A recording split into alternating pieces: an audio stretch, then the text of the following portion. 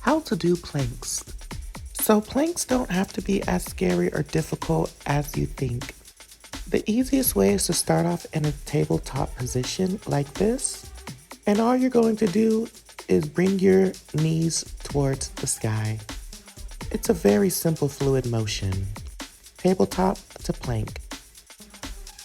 Now what you don't want is you don't want your butt to be way too high in the sky. You want your back to be nice and straight, and it's okay to have a little bit of a slope, especially if you're doing the arms standing straight plank, otherwise known as a high plank. So when your butt is too high, it's taking a lot of weight off of your core, and it's pushing a lot of weight through your hands, so that's not giving you a good plank. If your butt is too low, it's turning more into an ab stretch. That's not a plank either, so you want to be nice and even. You definitely want your spine to be straight all the way down through your tailbone.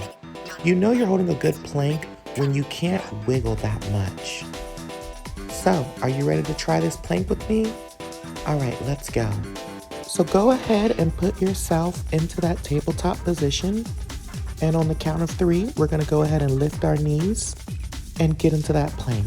1, 2, 3. Hold it, hold it. Make sure your butt isn't too high or isn't too low. You should be at a good middle ground. Keep that core nice and tight. You should be nice and still. If you're shaking a little bit, that's okay. It's just your muscles contracting because they're not used to the movement. But try to be as still as you can. Okay, go ahead and relax for me. Next, we're going to do an easier version of the plank. This one, you're going to be resting on your elbows. This is called a low plank. We started off with the high plank so you can get the foundation correct, because the low plank is very easy to cheat, and we don't want to cheat ourselves. But it is the exact same position. Your spine should be straight, your butt should not be too high or too low.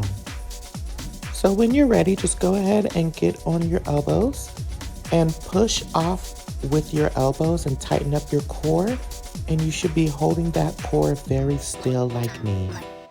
You may find this one to be a little bit easier, so it's okay if you do these planks instead of the high plank. Like I said, I wanted to make sure you got the basics down, and it's easier to feel it with the high plank than it is with this low plank. Go ahead and relax for me. Next, I am going to teach you a variation. It's kind of like a circuit or an interval style, and it's going from a low plank to a high plank. Now with these planks, this is very good at some active cardio or giving yourself a challenge if you so want that. It's also good for muscle building. It's sort of like a push-up. So what you want to do is take things one arm at a time. But when you get into that high plank or that low plank position, you still want to hold it for about 10 to 20 seconds. But all this is doing is helping you focus on your stability. It's helping you focus on your core, because whenever we're up and walking and moving, our core is moving. So this is a very good variation to also help work in a little bit of cardio and also build extra strength, stability, and balance. So thank you for watching this video. You have just learned how to do high planks, low planks, and interval style high to low planks. Make sure you stay hydrated, and I will see you for the next demonstration.